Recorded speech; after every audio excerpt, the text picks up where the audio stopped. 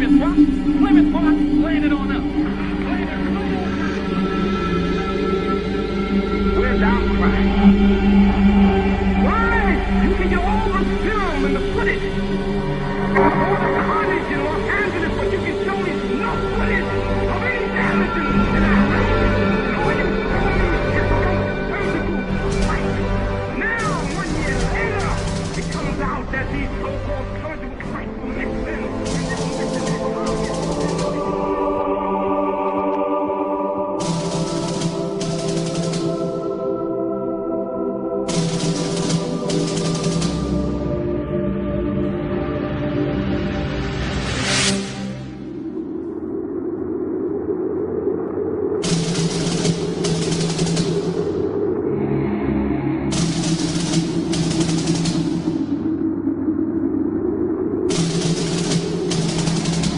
August 2nd, 1990. Saddam Hussein's forces crashed through the defences of oil-rich Kuwait. In fear of an Iraqi invasion into Saudi Arabia, the United States and her coalition allies poured into the Arabian Peninsula to form a deterrent that would be known as Desert Shield. The result was a series of diplomatic talks, negotiations and counter-negotiations that rapidly declined into a no-hope situation. On August the 17th, 1991, Desert Shield became Desert Storm.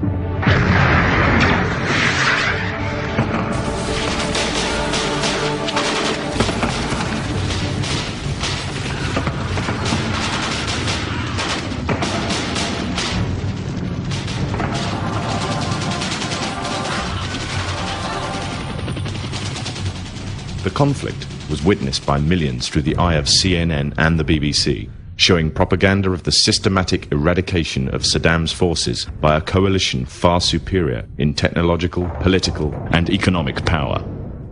However, what was little known was that from the outset the war was engineered, controlled, and manipulated by an elite group.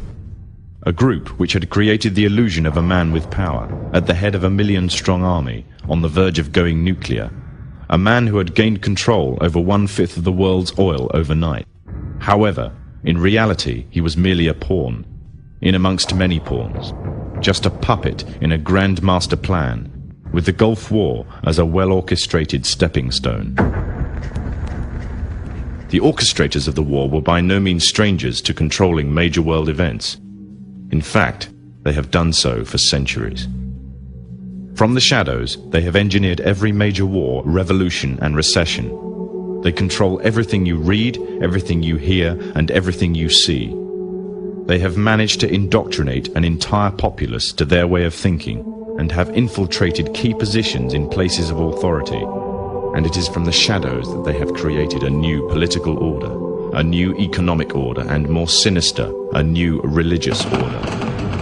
Their ultimate aim is total global domination, and they will stop at nothing to reach their goal. The goal that was outlined in a speech given by former President of the United States, George Bush. What is at stake is more than one small country. It is a big idea, a new world order.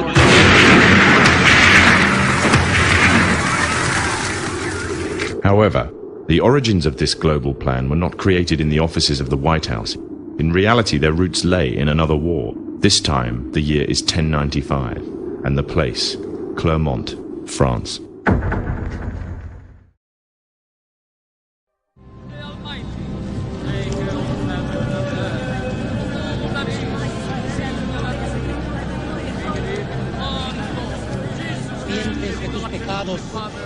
En el nombre del Padre, del Hijo y del Espíritu Santo. 11th century Europe was ruled by the Church, which held a firm grip on the hearts and minds of the people. This power enabled Pope Urban II to wage war on the Muslim Caliphate and crusade in what he called a War of the Cross, to recapture the land of Jerusalem. It had been under Muslim rule since the year 637, but in 1099 this rule was brought to a bloody and sudden end. In the name of the cross, women were raped and murdered. Children were put to the sword, and it is said that blood ran in the streets knee-high to the horses. Out of this land of bloodshed and terror, a group of men arose. Men that would stop at nothing to get what they wanted. no matter what the cost. 20 years after Jerusalem was taken, the Dome of the Rock was seized by a group of warrior monks calling themselves the Knights of the Temple of Solomon, or more simply, the Knights Templars.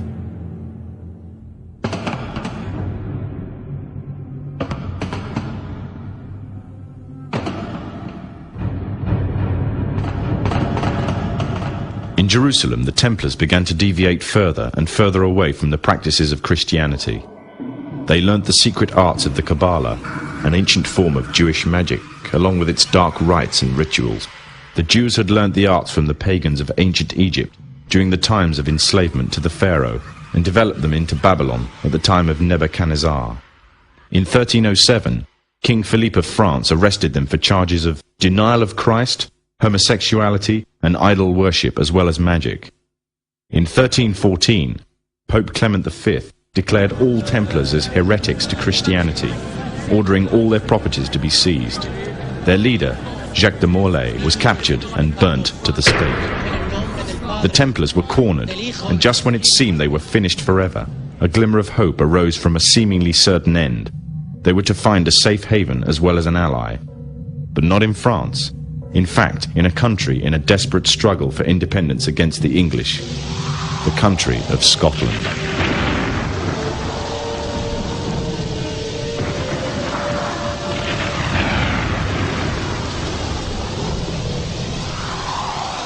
For some, Scotland's hope of independence had died with the death of William Wallace. However, to the King of Scotland, Robert the Bruce, the arrival of the Templars gave him a new secret weapon. Their experience, gained over 200 years of fighting the mighty armies of Islam, had made them expert in combat and warfare, and more than a match for any army brought before them. In 1314, the Templars, allied with Robert the Bruce and his army, took to the fields of Bannockburn in the long-awaited showdown with the English. Robert the Bruce's foresight paid off. The 25,000-strong English army suffered a humiliating defeat at the hands of only 6,500 men. The dream of an independent Scotland had finally been achieved. The Templars had brought themselves back from the brink of destruction, and never again would they allow themselves to be destroyed. This time they would control the country by controlling its kings, and in order to preserve their secret order, the Templars would have to die, or more precisely, the name would have to die. The Templars, who had escaped Europe, were finally laid to rest in Roslin Chapel, Scotland, which stands to this day as sign of their presence in Britain. Their descendants became the true power of Scotland.